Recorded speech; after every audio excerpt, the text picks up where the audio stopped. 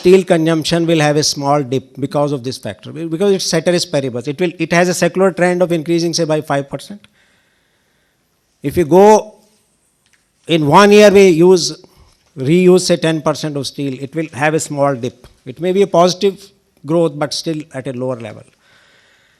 But so far as water is concerned, if you switch over to 10% towards drip or sprinkler, there will be no dip to the economy, in the sense that water is not priced at all in India. You can take as much of water, you need not pay for it, be it a rural area, urban area, wherever you go. Whatever the payments are, they are so nominal, I'll call them next to zero. And because it is free, almost free of cost, it is not rationed, demands are so much that eventually we end up into demand crisis and supply not meeting the demand. Because if something is free, my demand, whatever is the elasticity of my demand will always be infinity. If it is free of cost, I'll put fresh water for my gardening also, for my lawn also, and if it is free of cost. Like I remember when I was district collector, then I used to maintain a very beautiful lawn, and in the state of Rajasthan. So in March, I told my gardener that from March to July, I am not going to maintain this lawn. Sorry, this district has water scarcity, Chittorgarh. And everybody says, you are collector, and what is this? You are setting a wrong precedent. Water being there in the district or not is one thing, but for collector's lawn, water is always there. So that's a perception which people have, that okay, for certain things water will always be there, but for common man it may not be there. To enhance assets and incomes, we are focusing a lot on entitlements. But if incomes are to be increased, I think assets need to be there. We are talking in terms of assets. I'll come to this in a later slide also. But if asset base is not there, then income convergence cannot take place. Then shocks, I'll not touch upon. We have had an excellent session on shocks. And if we can go by half the things said in the session, I think India will be a far better place to fight against disasters. Now, disruptive changes needed. I'm just listing some changes. In the morning also, VC had said that give us some things which will work. Green Revolution 2, it's in the NITI Aayog's report also, doubling in farmers' income report also, but how exactly to do it? In the eastern areas, or say Rajasthan, western parts of the country, the kind of areas which grow bajra are not growing much of bajra today. And their rainfall remains same what it was in 1960s. And there are reasons for it, they are not growing much of it. By saying much of it means productivity has not gone up the way it has gone up for say wheat or rice. We are talking of food security, we have to now talk of nutrition security. It's not mere calories, we have to talk of proteins, we have to talk of micronutrients, macronutrients, fiber, and we do talk when our doctor says so and somebody charges 500 rupees, we do talk, we start thinking. But when the advice comes from our grandmother, we ignore it, it's free of cost. So marginal utility of advice is also again linked to the price paid for it. We think a lot in terms of medical, but not health-centric issues. So if we have to think in long run sustainable manner, we have to think of our health, and not only physical health, not only mental health, that chemicals, rightful chemicals, thyroids and everything are released from our glands, but more than that, peace, trust. So those values which are our inherent values, will we wait for somebody from the West to tell us those values and then we'll restart? Or will we have to go to some guru who charges and only then we pay for the discourse, we attend it, and then we say, okay, he was talking sense. Because this is a sense what our grandparents were talking. From entitlements to entrepreneurship, it has been spoken today at length. I am touching upon 10.1, enormously linked to 1. In 1, we are talking of reducing or eradicating poverty. Now 10.1 tells us, think beyond trickle down.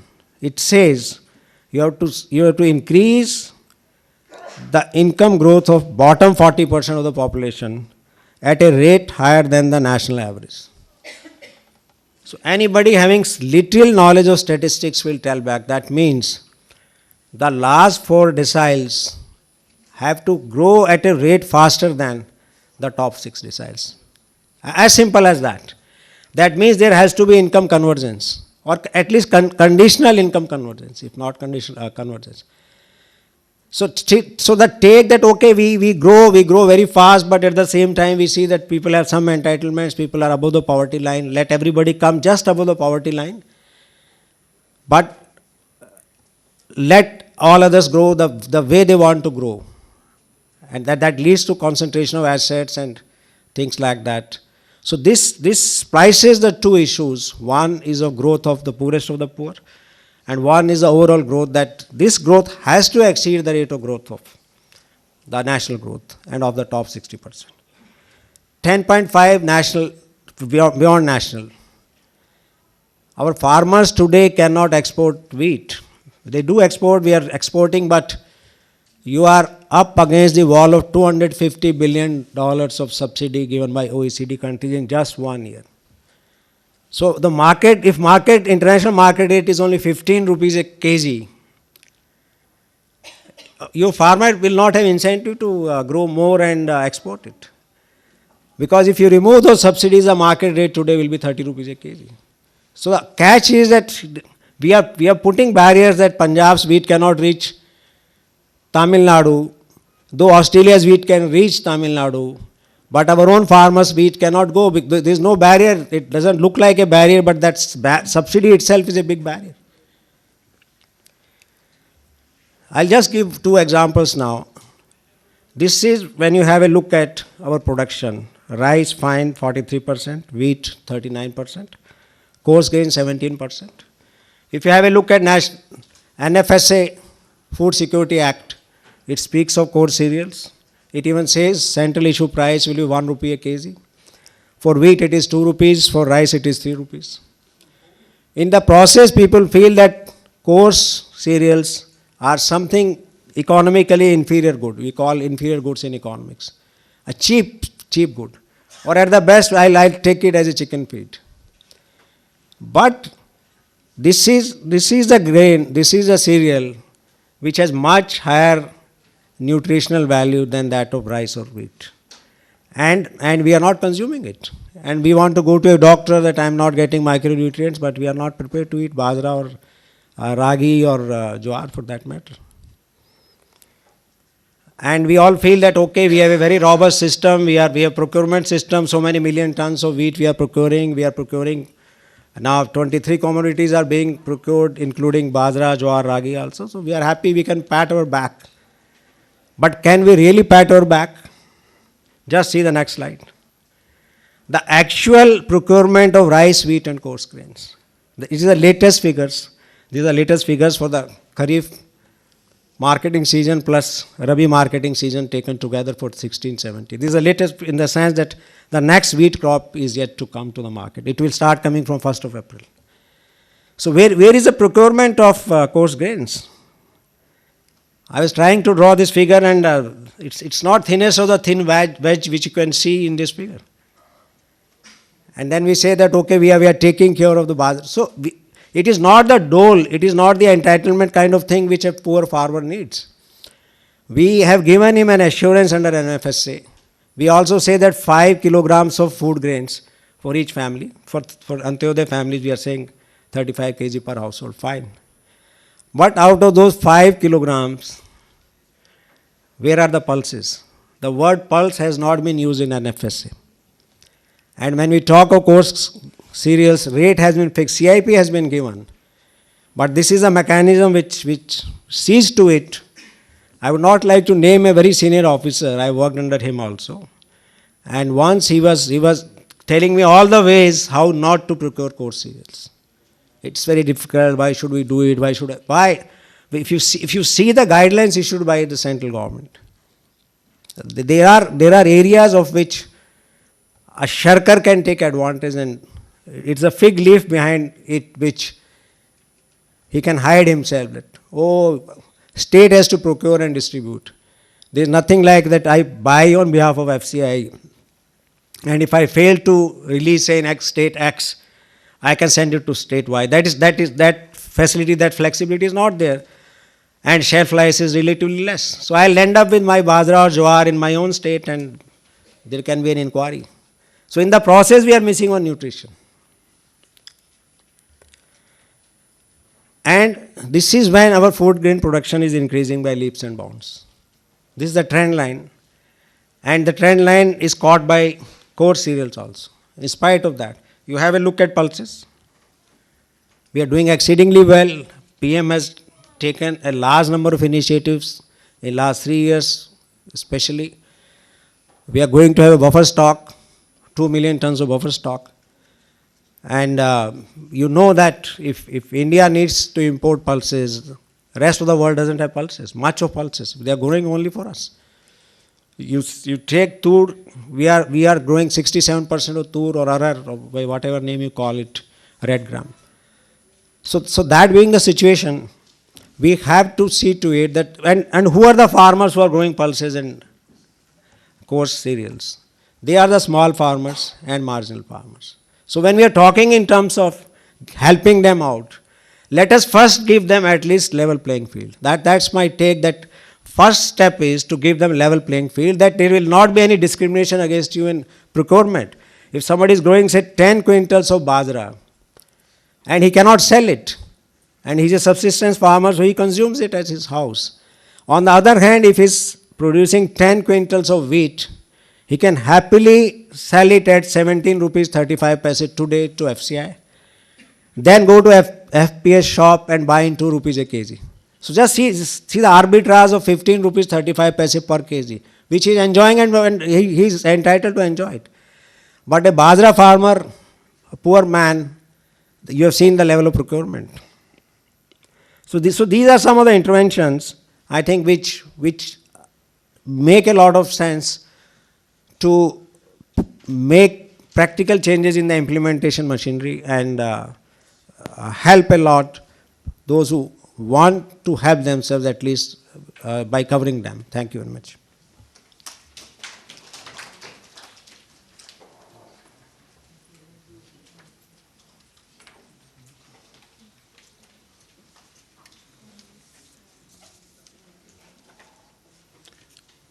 Thank you, Dr. Anand.